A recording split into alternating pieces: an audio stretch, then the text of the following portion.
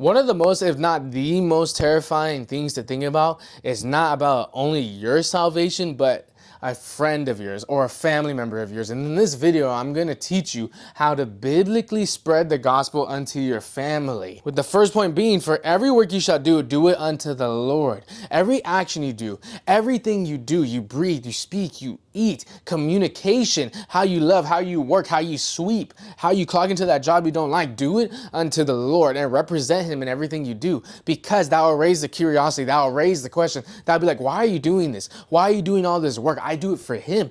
And that's what the Bible even says, do this work unto him, so they give glory to your Father in heaven. And this is even a blessing as well, because your family has seen two sides, a side where you were in the world, a side where you are now in Christ, a side where you were in addiction, you were in poverty, you were in sadness, you were in depression, you were in all these negative things, and now you have been brought out of it. Why? You've been brought out of it due to Christ. And now, by representing Christ in everything you do, you can give a testimony. They can see the living God through you, through the vessel, through the surrenderance, through the changing and renewal of your mind. But what is the problem? The problem is, too many times we do not live the lifestyle of Christ. We are still doing old things. We're still doing old habits, and we're making it public. We're not living in alignment with Christ. And what does this do?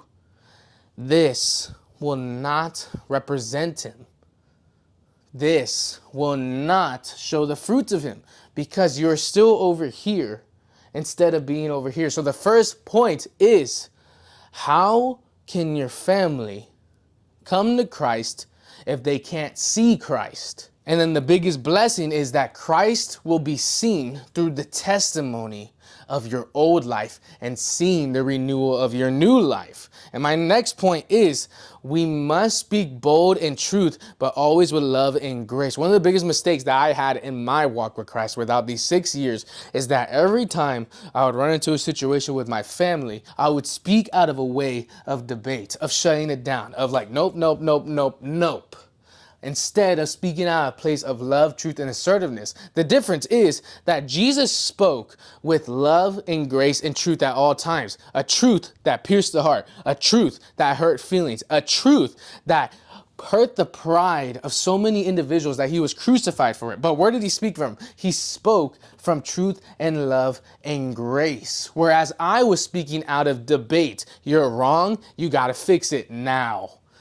Never speaking out of love, grace, and truth. In order to nurture a flower, in order to nurture a plant, you must pour the right amount of water on it. You must not drown it. You must not overwhelm it. You must know what correct branches to cut off and how much to cut off.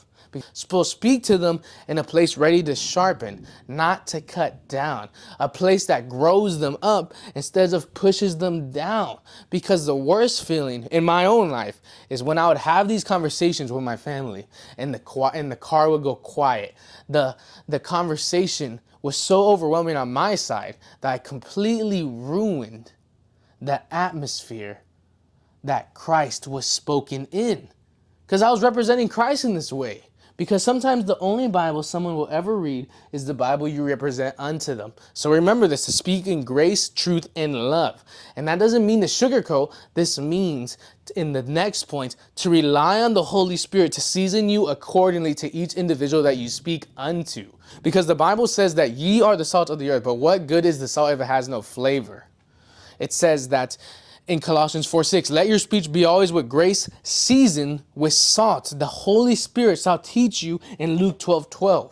So what does this mean? It means that if I speak for myself, I will pull away from Christ due to not involving him. I must rely on the Holy Spirit to handle these conversations, to season me accordingly, because every dish needs a different amount of salt. Every individual needs a different approach. Some individual might need emotional, might need factual, might need straight to the heart, might need a tap on the shoulder. Jesus Christ turns to the woman who is in complete sin and adultery and says, your sins are forgiven. Go and sin no more. Showing grace and mercy unto her. Turns to the Pharisees and says that you are rotten. You present a cup that is golden, but on the inside, it is completely rotten. One side can be seen as very merciful and grace and love, and one side can be seen very harsh, but it's still filled with grace and love, because what? He's sharpening them. He's calling them out. And what can we learn from this? To rely on the Holy Spirit to season us accordingly, to be able to speak the correct truth, the correct amount of water, the correct amount of cutting the bad leaves off to that individual. Every individual receives Christ differently. And the only person that knows how to reveal Christ to them the best is Christ himself. And the final point is to give it to God. You must not try and control every conversation, every situation, everything this individual does.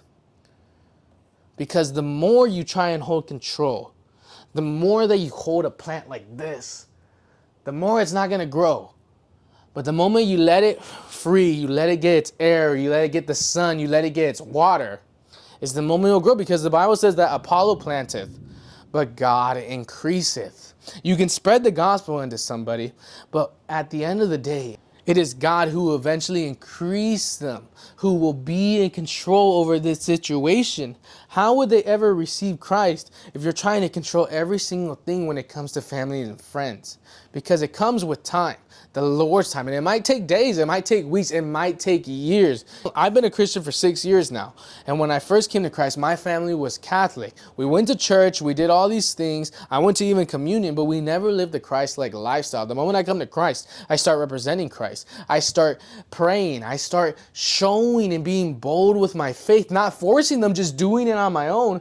And by over time, by year, I can see the fruits growing within them.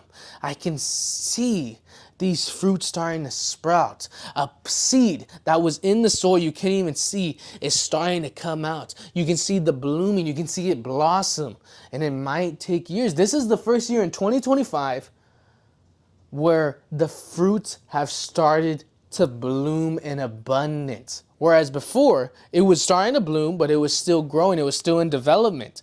An uncle of mine who has been an atheist for 20 years, I have been praying for him almost every day for Christ to reveal himself unto him.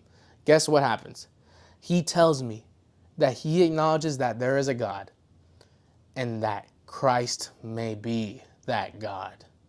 Starting to see that fruit through what? Through letting the Lord handle it, through representing Christ, through meditating, by being intimate with him, by showing the fruits in the testimony of Christ, by praying out loud, by being not ashamed. For if you are ashamed of him before men, so brothers and sisters, I pray in Jesus' name that this guides you and this shows you how to preach the gospel and how not to have control over it, how not to expect for this to be a one-day change. It's a yearly change. It could be a decade change. So I pray in Jesus' name that the Lord continues to give you the conviction to walk in alignment with Christ, to represent him, to get these seeds growing, to give you the opportunity to have a conversation with this family member or friend or even stranger, to plant that seed and give it to full control of God. In Jesus' name I pray this, and I know that he has control over this. For the Bible says that believe in the Lord God and he shall save you and your house. In Jesus' name, amen.